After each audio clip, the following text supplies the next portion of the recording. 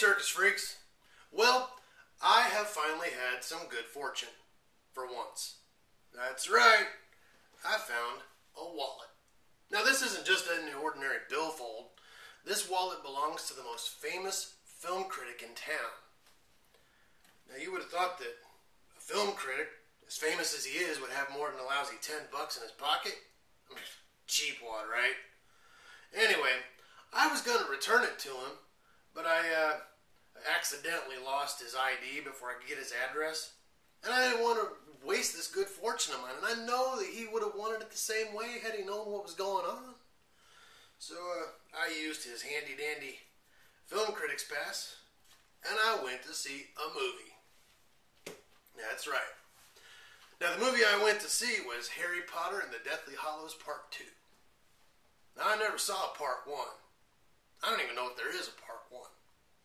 Personally, I think the movie company just does that sometimes to sell tickets, you know what I mean? Because this couldn't have been a sequel.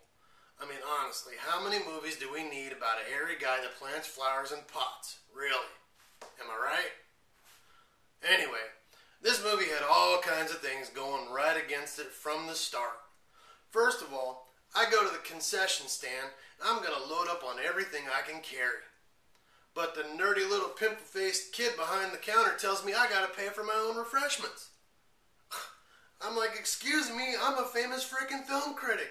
I am above such things. I think everything that I order should be free. Besides that, I'm gonna look awful funny with all these empty trash bags hanging off me. Anyway, after a long argument, the manager finally shows up. And this guy gives me one free small popcorn and one free small drink. How's that for a slap in the face? I mean, if I had been the critic that I said I was, I would have written that guy such a bad personal review, and then I would have used the paper to wipe my butt with. Anyway, by the time I got seated, I'd already missed the first 30 minutes of the movie. So I think I missed the part with the guy that plants the flower in the pot. Which is just fine by me, because if I wanted to see that, I'd just stare out the window at my neighbor as he fools around in his flower garden, which is what I usually do. Anyway, this movie's got a lot of really boring characters in it. I mean, there's another kid named Harry. Alright, he must be the hairy florist's son or something. I mean, he's not very hairy either, at least he wasn't yet, so I guess the hair growth affliction must come on later on in life. But he did have nerdy glasses, which obviously makes him the villain, because the villains always wear the nerdy glasses. Speaking of which, if he's really a wizard, why can't he fix his own eyesight? Just doesn't make sense to me. I mean, same thing for his friend, Ron Weasel. I mean, dude, wave your little wand and get rid of the red hair and the freckles. I mean, you're a young man. You're not a frickin' puppet. Oh, then there's his girlfriend. Oh, I think her name is Hyman Annie. I really hope that girl grows up and does some porn. Which made it all the more unrealistic to me anyway, because there's no way that a kid with red hair like that is going to score a fox like that. No way, no how, it's not happening. Then we had the hero. I think his name was Fart Abort or something like that. I mean, at least I think he's the hero. Everybody kept calling him Lord.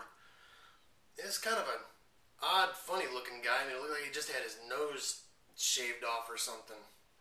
I don't know. Anyway, there was another guy, another character. His name was Syphilis Snape. Now, I kind of identified with this guy.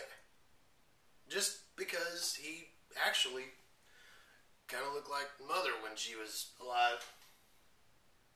Hi, Mommy. I love you. If you love me, you'll go get me another beer. Lazy, worthless bag of bones. Anyway, the hero dies, the freak kid gets the girl. This whole thing is just ruined from me, right? As I'm getting ready to leave, this lady comes walking up to me, and she tells me that her name is J.R. Rowling or something like that. And she tells me she wrote Harry Potter. And she wants to do whole series of books based on me. I'd tell this lady to go jump in a lake. I'm sorry, ma'am, no offense, but nobody wants to see a movie or read books about a hairy guy that plants flowers and his freaky red-haired friend while they harass some poor deformed guy that just had his nose shaved off. So, to have you write for me is an insult. The things that some people do for a buck.